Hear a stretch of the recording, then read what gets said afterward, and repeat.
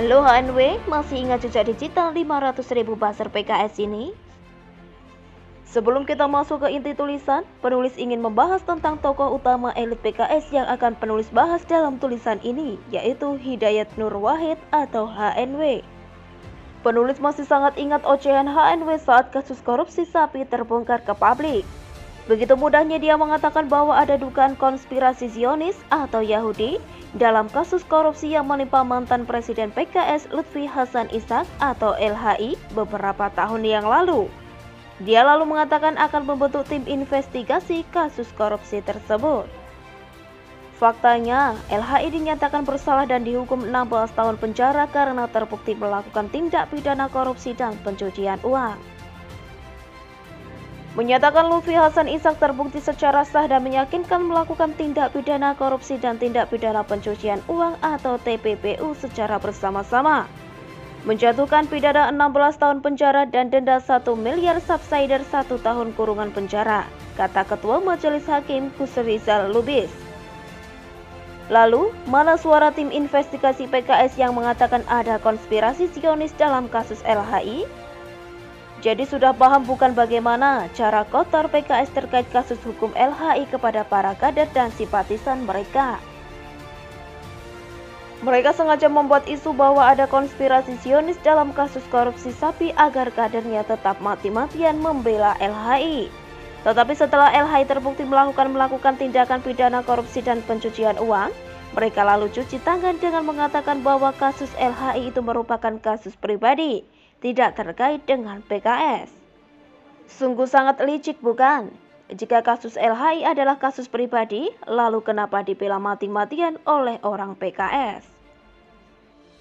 Jika kasus LHI adalah kasus pribadi, lalu kenapa dibela oleh partai sampai PKS mengalami krisis keuangan? Penulis sebagai salah satu rakyat Indonesia tidak akan pernah percaya jika orang seperti HNW ini omong anti hoax karena faktanya dia pernah terbukti sebar hoax saat Mbah Mun meninggal beberapa tahun lalu.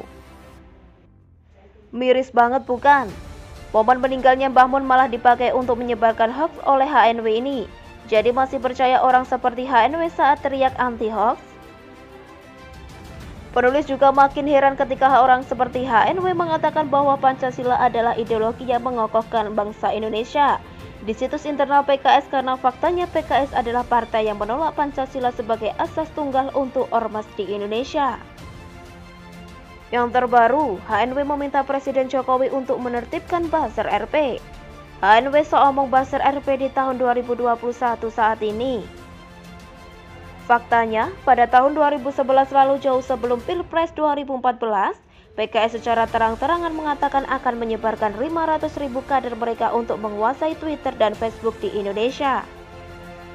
Jika HNW teriak tentang buzzer RP saat ini lalu 500.000 kader PKS yang dikerahkan untuk menguasai media sosial di Indonesia disebut apa? Apakah mereka buzzer PKS? Untuk apa mereka dikerahkan kuasai media online di Indonesia? Untuk jualan sapi online atau menyebarkan berita propaganda demi kepentingan citra PKS yang katanya partai dakwah? Gak heran jika begitu banyak muncul berita hoax, fitnah keji kepada Jokowi pada Pilpres 2014 lalu. Sederhana saja, saat Jokowi maju Pilkada Solo periode kedua yang dipimpin oleh FX Hadi Ruyatmo, kita tidak pernah tuh mendengar isu Jokowi kafir dan lain-lain. Tanya kenapa? Apakah karena HNW yang menjadi juru kampanyenya dan PKS mendukung Jokowi saat itu? Tapi ketika PKS tidak mendukung Jokowi saat Pilpres 2014 dan 2019 lalu, maka begitu banyak berita hoax, fitnah, keji kepada Jokowi. Apakah ini sebuah kebetulan? Oh iya, jika HNW teriak buzzer RP, penulis mau bertanya apa kabar Sulistyo dan Abu Hasan Surhim alias Solihun? Apa mungkin HNW tidak kenal dengan Sulistyo, orang PKS yang terkait dengan situs PKS Piyungan yang sangat terkenal sebagai situs anti pemerintahan Presiden Jokowi? Apa mungkin HNW tidak tahu jika situs PKS Piyungan berubah menjadi portal Piyungan dan sekarang menjadi portal Islam? Apa mungkin HNW tidak kenal dengan Solihun alias Abu Hasan Surhim, admin PKS Piyungan yang juga pemilik akun Twitter Mas Piyu? Kenapa situs portal Islam milik orang PKS dan akun Twitter Mas Piyu yang merupakan kader PKS masih bebas? Apakah mereka juga buzzer PKS? HNW titip salamnya kepada Sulistyo dan Solihun yang jejak digitalnya sudah penulis bongkar secara lengkap dalam tulisan. Penulis tidak bisa cuit lagi ke Abu Hasan Surhim alias Solihun karena penulis sudah diblokir olehnya setelah penulis bongkar kedoknya dan abang kandungnya oknum dosen UI beberapa tahun lalu. Apakah rakyat Indonesia masih percaya dengan orang seperti HNW yang pernah terbukti sebar hoax tapi malah sok teriak anti hoax? Masih percaya dengan HNW mengatakan Pancasila sebagai ideologi yang mengokohkan bangsa, tetapi faktanya PKS adalah partai yang menolak Pancasila? Masih percaya HNW teriak buzzer RP tapi faktanya PKS kerahkan 500.000 kadernya untuk kuasai media sosial, tetapi Sulistyo dan Abu Hasan Surhim alias Solihin masih bebas tanpa proses hukum? HNW mantan Presiden PKS aja kelakuannya seperti ini, gimana simpatisan dan kader PKS yang di bawah?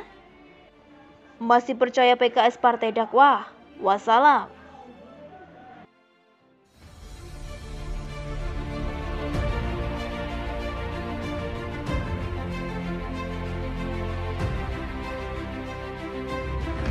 Calonkan AHY gak masalah, sekarang Demokrat curiga Jokowi mau Gibran nyago. Partai Demokrat mempertanyakan langkah pemerintah yang mengubah sikap dari mendukung menjadi menolak pembahasan RUU Pemilu.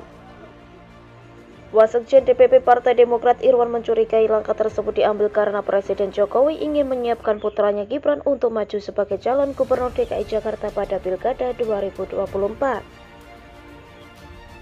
Mungkinkah keputusan ini dilatari oleh kemungkinan Presiden Jokowi mempersiapkan keberangkatan Gibran dari Solo ke Jakarta?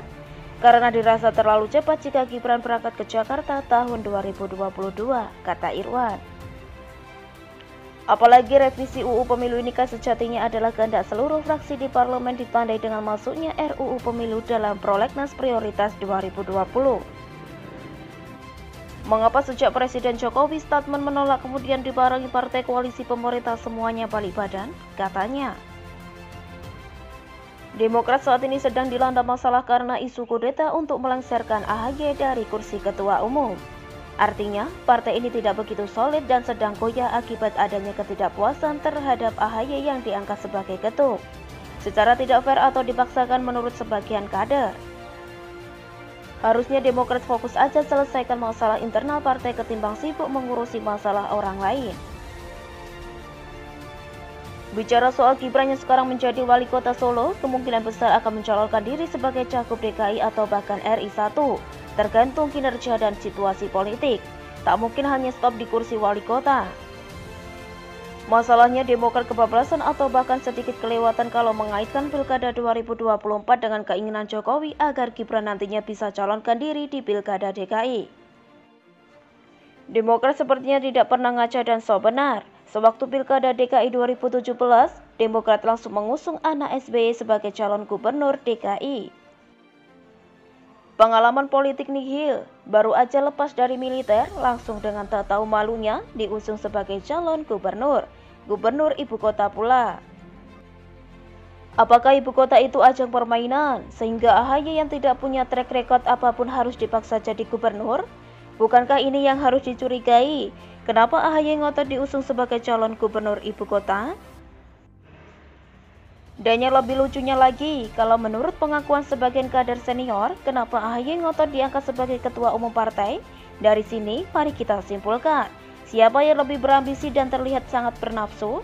AHY dulu langsung tumbang di putaran pertama Pilkada DKI, sekarang jadi ketum Demokrat. Itu pun ada sebagian kader yang merasa ini dipaksakan. Bahasa kasarnya, AHY masih belum layak jadi pemimpin. Jadi pemimpin partai aja masih belum lulus, apalagi mau jadi pemimpin negara, ini masih terlalu jauh. Dengan kondisi partai yang sebenarnya sudah jeblok, masih sempat-sempatnya mereka bicara soal kecurigaan terhadap RUU Pemilu. Kalau Demokrat ini ibarat rumah panggung, kakinya sudah lapuk dimakan serangga. Kalau tidak diperbaiki, mungkin bakal ambruk. Tapi dia malah melihat masalah tetangga dan sibuk komentar di sana. Ngapain sibuk komentari urusan orang? Setelah gagal hembuskan isu kudeta, sekarang mau main curiga-curigaan. Arahnya ke Jokowi pula. Saat isu kudeta, AHY tembakan bola panas ke Jokowi lewat surat. Sayangnya Jokowi terlalu pintar sehingga tidak merespon. Sekarang Jokowi diseret lagi dengan asumsi kecurigaan akan siapkan Gibran sebagai calon gubernur DKI. Bilang aja iri deh, AHY sampai saat ini belum menunjukkan prestasi yang gemilang, belum punya kemenangan dalam pilkada. Sedangkan Gibran menang di pilkada Solo dengan kemenangan yang sangat meyakinkan. Menang telak, kalau AHY dulu kalah telak. Kalaupun Gibran nanti mau calonkan diri sebagai calon gubernur DKI, Demokrat mau apa? Kalau misalnya Gibran menang pilkada DKI, Demokrat bisa apa? Bahkan nanti misalnya Gibran dipercaya rakyat jadi presiden, Demokrat bisa apa? Paling hanya bisa prihatin. Apalagi kalau nanti AHY tidak kunjung mendapat dukungan dari masyarakat, iri pasti bertumpuk jadi satu. Kalau nanti pilkada DKI jadi digelar tahun 2022 dan Gibran tiba-tiba loncat dan nyalon, Demokrat mau apa? Semua di tangan rakyat. Gibran bisa meroket karir politiknya atau malah nyungsep, semua ada di tangan rakyat. Apakah mau memilihnya atau tidak? Karir Gibran sepertinya cerah, apalagi kalau dia berhasil buktikan kinerjanya di Solo. Sedangkan AHY gini-gini aja, stagnan. Nasib, bagaimana menurut Anda?